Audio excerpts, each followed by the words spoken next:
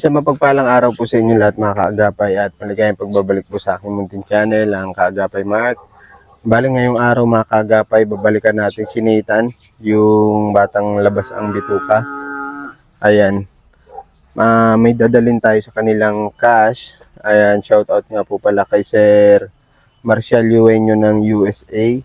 Thank you very much po sir at God bless you always po sa inyo at regards po kay ma'am. Ingat po kayo palagi. Maraming salamat po sa pagpapabot nyo ng tulong para sa pamilya ni Ate Marilyn. Especially para kay Nathan. Ayan. Tara po mga kaagapay, samahan nyo ako ngayong umaga. Nakikita yung bahay nila mga kaagapay. Ayan, diretso tayo doon.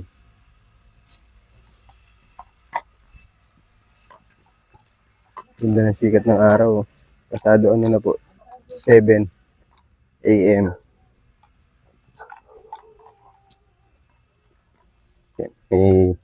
Dito sila sa gitna ng danawan. Dami silang alaga dito eh. Mga pato, mga pato sa kanon. Bibi? Bibi ba yan tawag doon? Umpisa na ulit magtanim ng palay.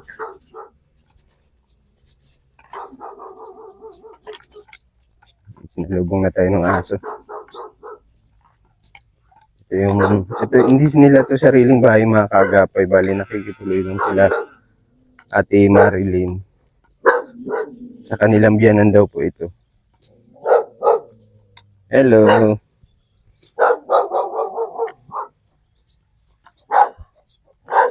Tao po. Tao po. Hello. Bless, ikaw bless. Ito si Nathan mga kaagapay oh. Kanina pa ito gising? Ilan taon ka na nga Nathan? 8 ka na? Nag-i-school ka na? Anong grade mo na? 3 po. Grade 3. Hawak mo daw ito. Mic yan ha. Nag-almusal na ikaw? Opo. Anong inalmusal mo? Biskwit po. Biskwit at gatas? Opo. Anong oras ka nagising? 5. 5. Ayan mga kaagap. Anong tawag sa nilalagay sa niya? Colostomy. Colostomy. Ayan po mga kaagapay. Simula nung 3 months siya, meron na siyang ganyan. 2 months.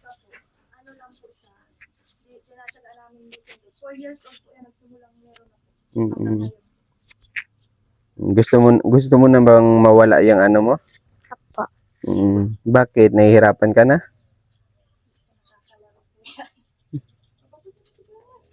Pasok tayo doon sa loob. Bigay mo kay mama mo yung Mike. Bait nito ni Nathan.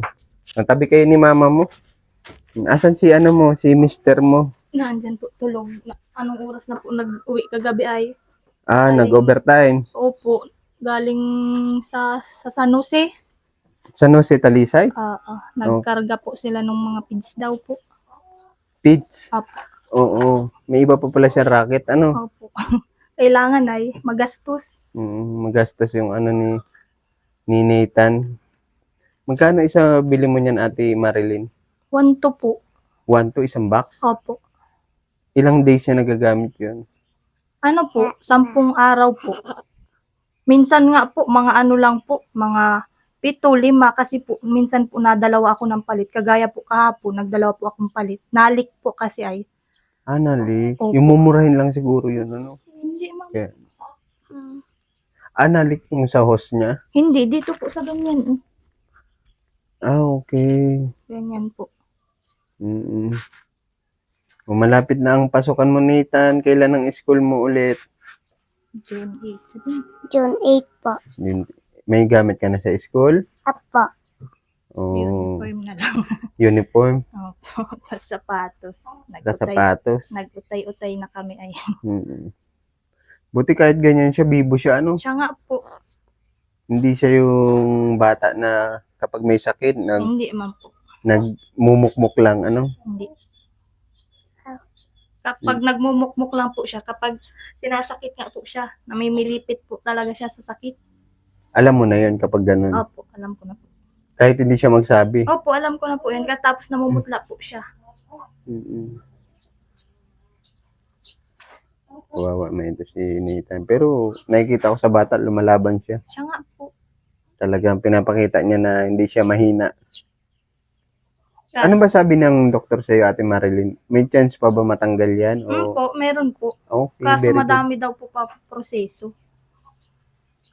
Gaya ng, Ewan ko po, wala man pong sinabi. may follow-up check-up pa ba siya sa susunod na... Ay, hindi kami nakakapunta. Nung February ang last namin punta dun ay. Tapos sabi niya po kasi, hintayin daw po yung tawag para daw po maibalik daw po sa normal na siya. Ay, hanggang ngayon man po, wala pa man pong tawag yung nasa BMC. Baka pwedeng ikaw na ang mismo tumawag. Ay, wala man po silang binibigay na contact. Hindi, sa Facebook. Wala din po. Hindi man po sila nasagot. Hindi sila Maano talaga po sila, maano ka po talaga Masadya doon, ka. parang follow up. Tuwing Martes po ang follow up check up ng ay pedia surgery. Mm-mm. May po doon. Tuwing Martes. Opo, tuwing Martes po. Oo, sana ma-follow up mo Kaya nitong nga Martes, po, Kaso nga Kasi, po, pera. yun nga, naunawaan ko naman dun sa Kasi una tama. nating vlog sa iyo. Kasi po, tama man lang po ang kinikita niya. Tama lang po dito sa pagkain namin. Wala na. Kung may sobra man, sa Yun, bata pa rin opo. ang pupuntaan. Yung pagkain ng biscuit po. Mm-mm. Yung guwapings pati ito si si Nathan. Sabi nga niya nung una, bakit mama hindi mo ako ginising? Nung nagpunta ako dito. Opo. O, anong wish mo kay Kuya Mark? Ano daw wish mo kay Kuya Mark? Gusto ko po magaling na ako. Para hindi na mahirapan si mama. Papa. Mm. Nakaka-touch man yung message, message ng bata. Nagulat ako. May very mature siya, Sa edad niyang 8 years old, Wala siyang ibang dinarasal, gumaling na siya para hindi na daw kayo mahirapang magulang. Gusto mo magkaroon ng kapatid? Apa. Mga ilan? Isa. Wala ka na daw uniform, maliit na ang uniform mo, sabi ni mama mo. Apa. Buong set yun. Taas baba na yun, Ate Marilyn. Tapos Hindi na. sapatos. Hindi namin nabibilan at kulang nga nito ay. Sipag naman. Sipag talaga ng asawa nito ni Ate Marilyn. Sila mag-asawa. Tulong sila sa pag-aala. Si Ate Marilyn focus sa anak. Yung asawa focus sa pagkayod. Talagang sige lang ang pursige ng asawa mo. Kahit sino naman gusto ng kapatid. Pero di mo nga lang pa maibigay sa ngayon at dahil nakapokus ka sa kanya. Gusto mo ilaan yung oras mo para sa kanya. Okay. Kasi gaya niyan, maselan yung kondisyon niya. Siya, pag inaatake siya ng sakit, namumutla. Sana mapalaw mo nitong Martes. At may bibigay ako sa iyo dito. Bilangin mo to, Ate Marilyn, ha? Ito, bilangin mo ito. Bilangin mo, marunong ka magbilang? Bilang ikaw. Ilan yan? 1,000. 2,000. 3,000. Matalino itong anak mo. May honor po yan simulang simulang grade 1 hanggang grade 2. Iwan ko nga yung grade 3 at iba mo na po bagang tatak. Galing yan kay kay Sir Marcial. Anong message mo kay Sir Marcial? Salamat po. Galing itong anak mo, marunong siya kausap. Nagtataka nga sila para daw matanda pag nakikipag-usap sa mga ganito natin. Parang matanda na daw po. Anong balak mo dyan sa 3,000, Nathan? Papaano po sa tiyan ko. Bibili po. Pangbili po ng colostomy. Alam niya na Gusto mo na magaling? Pray ka lang palagi, ha? Na-pray ka lagi kay Jesus? Na-pray ka lagi? Po. Very good. Nasimba ka? Nasimba ka? Minsan lang po. Minsan lang. Pag okay siya, Kasi sa init ng panahon Opo. ngayon. Kung magsimba man kayo ng linggo, dapat maaga-maaga. Hindi At kagaya- dapat may service. Opo. Kasi na ano po ay natatagtag siya. Ayaw Masakit. nga pala, ano? Diyan lang maglabas nga ano. Okay, pag babalik nga namin, ano na siya. Masabi, Bawal din mama, siya masakit na po ang ano ko dyan. tagiliran. Pray ka ha. Sana makadala sa iyo si Kuya Mark nung pangbili mo ng ano, ng uniform at sapatos. Ano? Napatay ka ba nun? O Nabili na lang po. nabili na lang kayo? Kailangan paglalabas kayo, hapon na. Opo. Wala. Nung hindi na kainitan, tapos umagang-umaga, ano? Anong ginagawa mo, Nathan, kapag gantong umaga? Ano lang ginagawa mo? Wala po. Lalaro lang. Lalaro ka lang? Apo. Parang medyo mainit dito sa inyo. May electric fan ka dito? Meron nandun po sa loob. Dito ang wala. Sira man na po yan. Ay, oo. Excuse me. Mababa kasi itong bubong nila mga kaagapay. Nasira na yung ceiling fan nila. Pero okay lang yan, napapawisan ka. Kaya lang pagdating ng tanghali, Nilalabas naman po yun. Yung electric fan dun sa loob. okay. Medyo ano na dito sa inyo, no? Taniman na nung ano. May message ka po kay Sir Marcial? Ate Marilyn? Salamat po sa binigay niyong tulong para sa anak ko po. May pandagdag na po kami pambili ng colostomy niya. Thank you ulit po. Pasalamat ka ulit kay Sir Marcial. Salamat po. Pag-pray mo yung mga tumutulong sa atin, ano? Pag-pray mo sila kay Jesus, ano? Apa. May dimple pala siya, oh. Kita ka yung dimple niya. Gopings itong anak mo. Meron nga yan ditong balat, oh. Oh, may balat siya. Pag nagagalit siya, ano siya eh. Nakikita yan. Pati yan dito. Ay siya. Opo. Namumula, lumalabas. Opo, namumula po. Sana magaling ka na, ano?